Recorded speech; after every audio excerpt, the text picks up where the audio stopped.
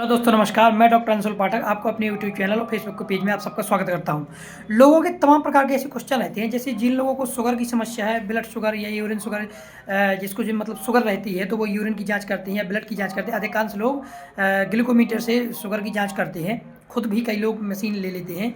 तो पहले तो उन सबसे कहना चाहता हूँ कि अ, अगर आप कोई भी मशीन लें तो पहले तो ओरिजिनल मशीन लें। मार्केट में कई प्रकार की लोकल मशीनें आ गई हैं, 100-100 रुपए की मशीन आने लगी हैं।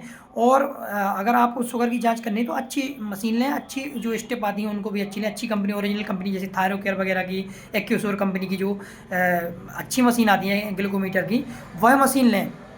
इसके बाद आप शुगर चेक करें। शुगर कैसे चेक की जाती है तो उसको बताने के लिए मैं आपको बताना चाहता हूँ। पहले जैसे जो आपकी मशीन का जो कोड रहता है, ये जैसे मशीन हो गई, अब मशीन का जो कोड रहता है तो कोड आपको बता दें। जैसे इसका कोड है 0.7 429, ये इसमें कोड डला रहता है। तो कोड पहले तो आप उसको कोड में ला लें, फिर कोड में लाने के बाद जो उसकी जो स्टेप होती है उसको निकालने के बाद पहले आप ये जो मशीन है उसकी जो पिन रहती है, जो पिन का जो छिद्र रहता है, ये लगाने के, इसमें जो ये तीर का निशान दिख रहा है ना, तो इस तीर के निशान को, ये जो छिद्र दिख रही है, इसमें आपको इस प्रकार से लगाना है, ऐसे, ताकि तीर को, अब ये जैसे इसमें एंटर हुई, ये जो स्टेप इसकी एंटर हुई, वैसे ये डॉट नुमा करके इसमें ये ऐसे आने लगता है। तब आप इसके बाद आप इसमें जो सुई लगी रहती है, पहले तो आप इसकी सुई चेंज कर लीजिए, नई सुई रहना चाहिए।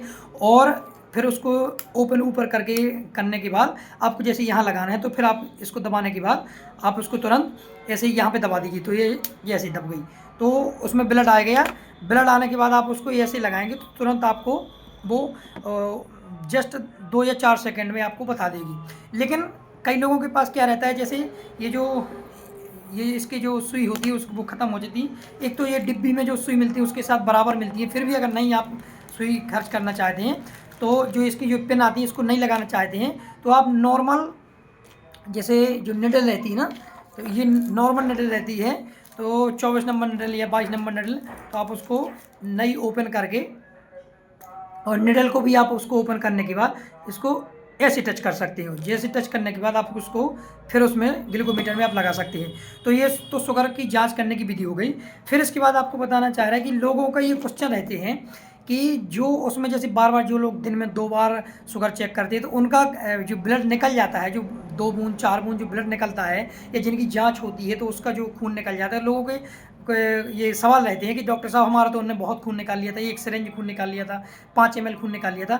तो लोगों के ऐसे क्वेश्चन रहते हैं, तो डॉक्टर साहब मेरा खून वो कितने दिन में जुड़ता है? तो मैं आप सबको बताना चाहता हूँ कि वो खून किसके द्वारा जुड़ता है, तो वह खून जुड़ता है जो अपने शरीर में जो बोन मैरो पाई जाती है, जिसको हिंदी में अस्थि मज्जा बोलते हैं, उसकी जो प्रोसेस होती है उसी के द्वारा खून बनता है। उसके द्वारा जो रेड ब्लड सेल्स होती हैं, लाल रक्त कोशिकाएं, उनके द्वारा शरीर में खून बनता है। तो वह खून कितने समय बनता है? वह खून बन जाता है आपका आध घंटा से लेकर के 1 घंटे तक।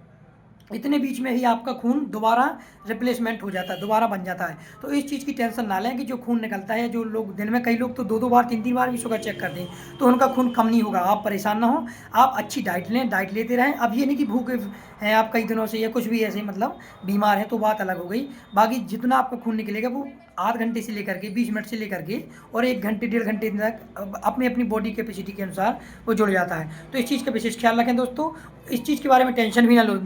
और ये खून निकालने की कोई प्रोसेस, कोई गंदी प्रोसेस नहीं है। जिन लोगों की जांच होनी है तो वो जांच कराएं, उसके लिए कोई टेंशन ना लें। धन्यवाद दोस्तों।